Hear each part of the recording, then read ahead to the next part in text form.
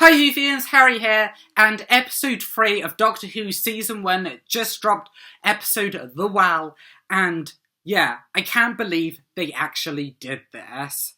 And of course, in this episode, I will be going over my review of episode 3, The Well. But before we get into that, don't forget to subscribe, also leave a like and comment down below, and let's get into the video. So of course, spoiler warning for episode 3, The Well, because yeah, this episode was crazy. And of course, the elephant in the room, yes, it was a sequel to Series 4's Midnight, which was crazy. I did mention in my review of last episode, Lux, which I will link up in the cards above. Check that out if you haven't already. But I did speculate how this episode could be a sequel to Midnight. And yeah, it was a sequel to Midnight. But, of course, I will talk about that more when the reveal takes place. But first of all, I will go through the plot in chronological order. So the Doctor and Belinda are trying to make their way back to the 24th of May, but they can't get back there. And the Doctor is like, well, maybe we just have to land a couple of more times, use the Vindicator, and it will lead us back to the 24th of May. However, I do like how it's laid out that maybe it's not something wrong with the TARDIS or the Vindicator, but it's something wrong with Earth. That is laid out at the start, and then it's brought back together at the end. Because Belinda is like, well, why isn't the Vindicator doing its job? Is there something wrong with Earth? And throughout this episode, it's led to the fact that the people in this crew don't only know what humans are, but they don't know what Earth is either. So, is Earth being extinct, the human race, on the 24th of May? Does it even get there? Of course, we'll find out in the 2-part finale. But in this episode, the Doctor is like, well, we just have to land again. So, the Doctor and Belinda are landing. They know that they're in the future, so Belinda and the Doctor are like, they need to get changed because they're in their costumes from the previous episode, Lux. So they need to get changed again because we are following on directly from the previous episode. So I think we are not seeing, there's not going to be many, if any, adventures between episodes with the Doctor and Belinda, like there was with the Doctor and Ruby. So they go to the wardrobe and get changed again into different outfits. And I think this is something that could get old real quickly because it is exactly a copy from the previous episode Lux and also the Devil's Quarterback in Season 1. So hopefully we don't get to see them changing clothes see them go into the wardrobe and then come out in different clothes. Hopefully we don't see that every time because while it is still fun now, I think it will get tiresome in the next episode and onwards, if that's what they keep doing. However, immediately once they step out of the TARDIS, they are thrown into the action, jumping down onto the surface of this planet, which we learn later is Midnight. And immediately, I like how even though that they got pushed out by these people, like they were part of the crew, they immediately ask them who they are, and the Doctor blags his way into them thinking that he's their boss with the use of the psychic paper. The first use, I think, of the psychic paper this series. So we go on past that, and the Doctor and Belinda kind of join this crew because even though the Vindicator has done its job, again, they can't get back to the TARDIS because the ship that the TARDIS was on, of course, they jumped down from, and it takes the ship 5 hours to get back onto the surface of the planet they're on. So while I thought them going on the adventure in Lux was a little tenuous, they have to go on the adventure in this episode because they literally cannot get back to the TARDIS. But I like how it moves on past that and we meet the base because this crew that we meet in this episode are actually a rescue crew that have been assigned to see what has been going on in this base on this planet. Because originally these people were here to mine, but something has happened. And I like how, they've been venturing out and there's people dead everywhere. However, there is the mystery. Half of them have basically every bone in their body broken, and half of them have been shot. So it creates a really weird, are there two killers on the loose? But of course, the Doctor and this crew eventually come into contact with Rose Alien Ellis's character, Elise, who is obviously the only survivor in this series. Well, sorry, in this crew base. And the Doctor and, of course, this crew, especially Shia, who seems to be the woman in charge, want to know what's happened. And it is quickly revealed that Elise has shot her best friend because she was going to kill her. So it sets up this mystery of why, of course, we know why half the people have been shot, because the half that have their bodies broken maybe have gone mad, or they have been attacking them, breaking their bones, and others have had to shoot them to stop them.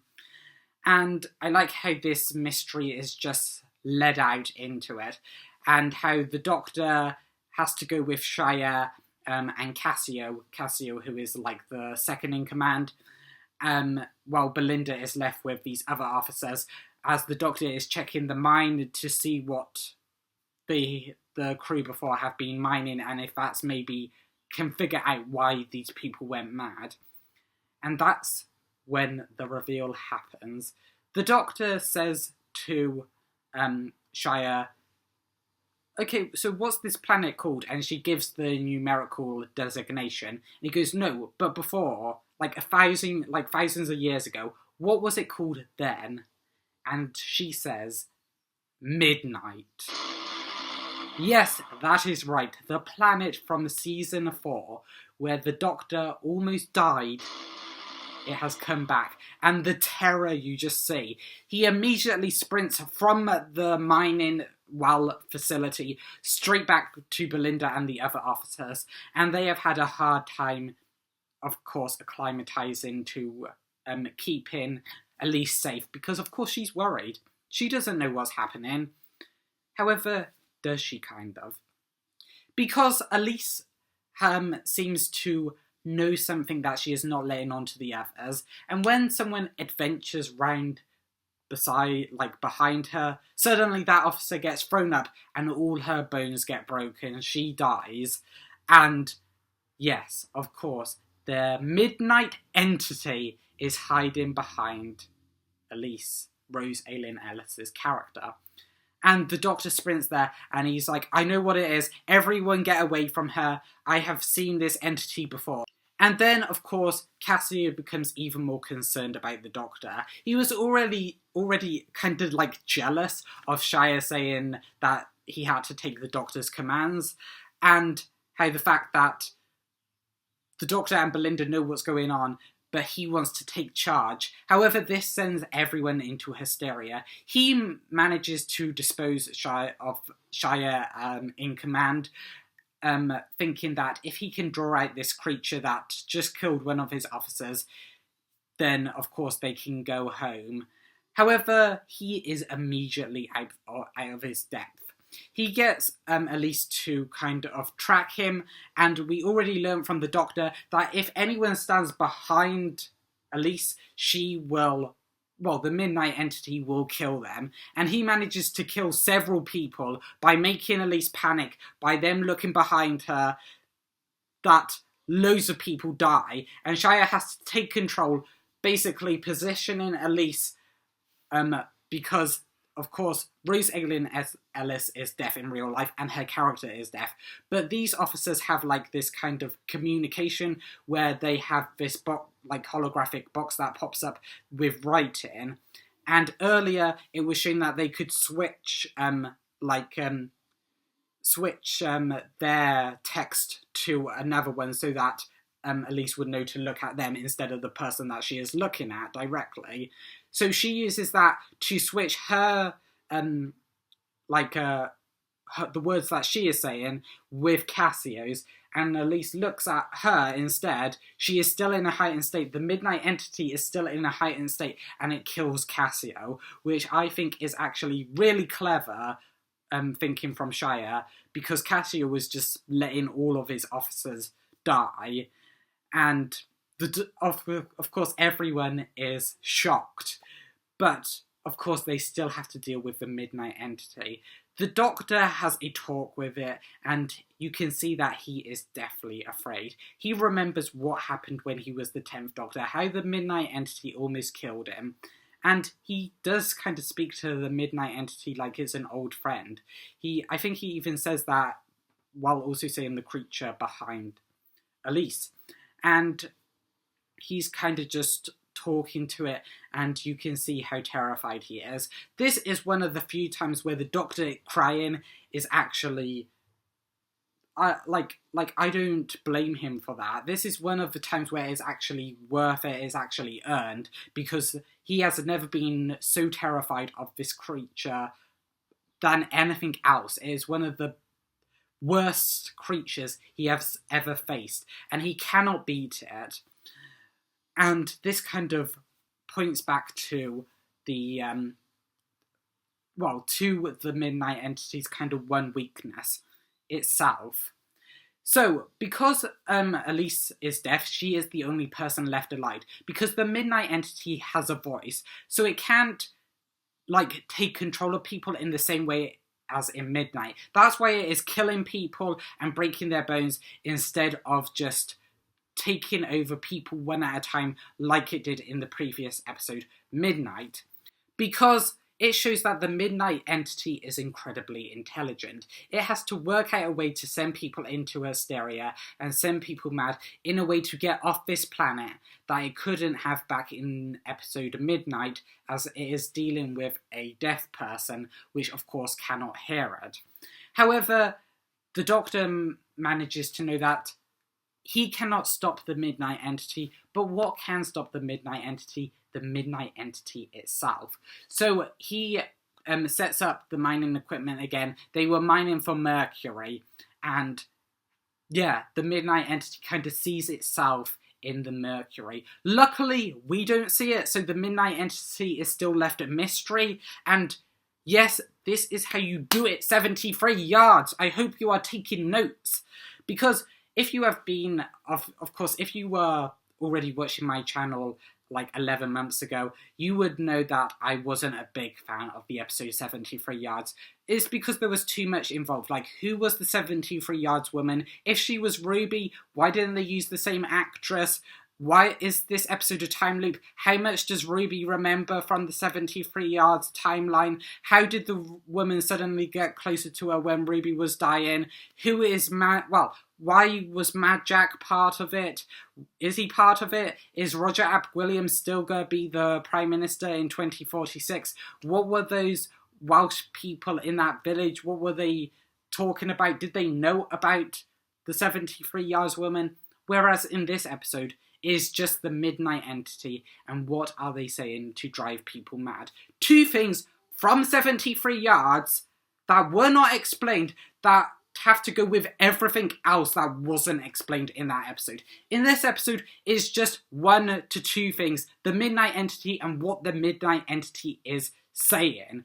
That is how you do a mystery, a slow burner, just creepy story. That is Doctor Who at its best.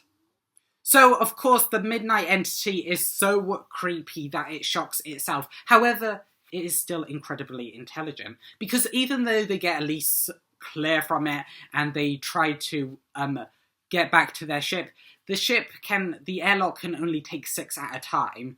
So the Doctor, Belinda, and Shia and another agent stay behind to, of course, go up with the Doctor and Belinda, so they aren't just left on their own against the Midnight Entity. However, it is quick to recover, and it takes control of Belinda. And the Doctor is like, I don't know what to do. I'm so sorry. All I can think of is take me and leave Belinda alone. She will never get back home, but at least she'll be alive. However, Shia is the one in charge, and she shoots Belinda so perfectly, because it was set up that she was a good shot earlier in this episode, that Belinda, of course, will still be alive, but that she will, of course, be taken like, she won't, like, the Midnight Entity will leave her because she's thinking she's dying and take over the person who killed her, being Shia, and then Shia runs and throws herself down the well. So the Midnight Entity cannot escape, which we learnt from the Doctor is what it wants. Yeah, Shia is just incredibly intelligent and selfless as well, basically saying, well, sacrificing her own life to save everyone else, so that the Midnight Entity can never escape, which is what it wants. However, at the end, it is maybe hinted that the Midnight Entity has escaped through the other officer that was there with the Doctor and Belinda. It was hiding in a second person all this time.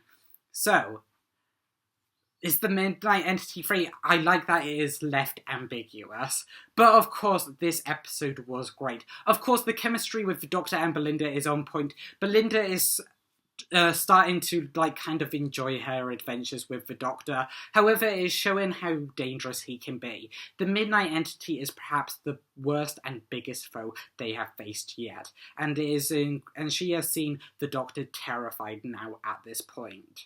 Even though he was scared of Lux, this is the most terrified he has ever been, and it shows with, of course, his actions to the Midnight Entity. And I like how, even though Belinda is shown to be incredibly intelligent in the previous episodes and a well-accomplished nurse, she is really out of her depth in the TARDIS travels, because these people are not humans, so she doesn't know how to deal with future medicinal technology as well as the people that she is treating, with these people having to literally, like, tell her how to do her job. So yes, it is showing that how out of depth she is, and I think it is actually important why Cassio suddenly thinks he should take control, because the Doctor and Belinda actually seem out of their depth, yet he is having to kind of answer to them, which shows why not only is the Midnight Entity causing hysteria between all of them, but all of them trying to battle to be in charge is just helping the Midnight Entity in its, well, case to cause hysteria and dissent in the ranks. So I like how it is shown that how out of depth Belinda can be and how dangerous the Doctor's travels are. However, Shia is one of the best characters, I think, in this episode. She is shown to be incredibly talented, not only as a soldier, but also as a leader as well, and is also incredibly selfless in her acts, which shows why she really should be the person in charge. Cassio, again, is just a massive dickhead who always thinks that he should be in charge. I bet that he doesn't like that he was second in command to Shia, which is why he was so quick to take over. But yeah, all of these supporting casts are quite fun. I'm forgetting her name, but the woman that was, like, with Belinda the whole time and is, like, one of the only survivors left from this trip down to Midnight. And yes, I like how the Midnight Entity is kept secret and how we don't know what it is. Yeah, also it's not too convoluted like in 73 Yards with a 73 Yards woman. And of course, I can't end this video without talking about, again, Mrs. Flood. And Mrs. Flood seems to be, like, one of the in charge of this crew that we have been following in this episode.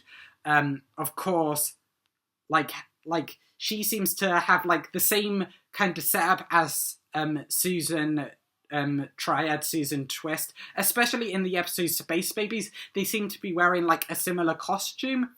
So, is this, like, kind of the same crew that were in Space Babies that are also in episode 3, The Well? It's not exactly the same, but it's kind of the same.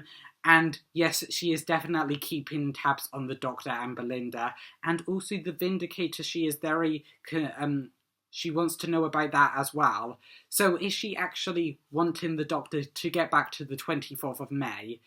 Or is she against him? I guess only time will tell, but it's great to see her in this episode, and she just knows what's going on, so she is aware of everything happening other than what Susan Triad was doing. And of course, I want to talk about, just to finish off, Rose Aylin Ellis. Her character was great. To have to go into this episode that was so heightened and like so much drama in it, yet she can only like read people's lips or their holograms or do them or them doing the sign language. And I think that this is perfect to show how, even though she is breaking down in this episode, she has the midnight entity on her. She is trying to stay as calm as she can be, and she is such a highlight. She is just a mum who wants to get back home to her daughter, yet she has to deal with all of this. A midnight entity who did not come for her first, it came for her last, yet she is the only survivor, all because she is deaf. A deafness saved her life, and now it is putting her in this emotional heightened state, which is just must have been incredibly hard. I know that, of course, it's a TV show, but still, for the actors having to act like they're in a heightened state, whilst also having to translate it, like go through everything, it must have been just, well, a fun episode, but a chaotic episode to film. So my thoughts on the episode was that this was an amazing episode, and I think if I have to give a ranking, I think I would give this episode a 10 out of 10. Yes, I know that I might be just being too gracious to this episode, but yeah, I think that this episode was amazing. I do think that, again, like Lux, it will be a bit too hard for other people to follow. Like, they won't know what's happening, like, more casual viewers. I have heard from a couple of family, but maybe some casual fans, since it's not too long ago, maybe they'll be more able to follow it. It's not as lore heavy. So hopefully this episode will be a bit nicer to more casual fans. But yes, I really like this episode. Let me know your thoughts down in the comments below. Did you like this episode? Did you have other feelings on it? What did you think about the Midnight Entity returning? And also, if you like this video, don't forget to leave a like, also subscribe, and share it out. I will see you in the next one.